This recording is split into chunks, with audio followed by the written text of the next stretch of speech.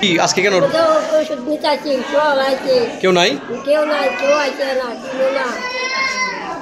কি বলে তারা? তারা বলে 11টা বাজে যাইবো, 11টা বাজে ডাক্তার। কি বলে? 11টা বাজে যাইবো ডাক্তার।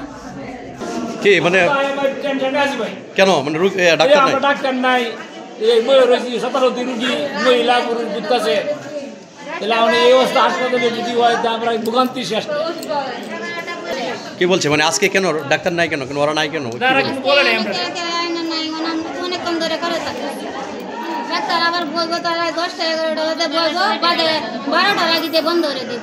আজ আমাদের এক দফা এক দাবি দশম গ্রেড বাস্তবায়ন উপলক্ষে মেডিকেল টেকনোলজিস্ট ও ফার্মাসিস্টদের এই 2 ঘন্টা কর্মবিরতি অনুষ্ঠিত হচ্ছে। শুধু নেত্রকোনা নয়, সারা বাংলাদেশে এই দাবি একযোগে পালিত হচ্ছে। আমাদের সমজাতীয় যোগ্যতা সম্পন্ন ডিপ্লোমা মেডিকেল নার্সেস এবং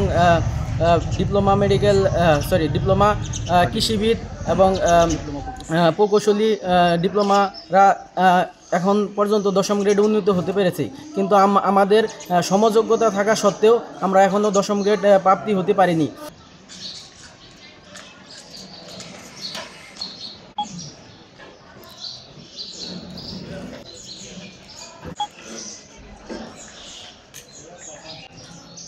আজকে আমাদের কেন্দ্রীয় কমিটির কর্মসূচি অনুযায়ী যে ঘোষিত কর্মসূচি 2 ঘন্টার কর্মবিরতি নেত্রকোনা আটপাড়া উপজেলা স্বাস্থ্য কমপ্লেক্স থেকে শুরু করে সারা নেত্রকোনা এবং কি সারা বাংলাদেশে টেকনাফ থেকে তেঁতুলিয়া, রূপসা থেকে পাথুরিয়া একযোগে পালিত হচ্ছে। এটা আমাদের যৌক্তিক দাবি।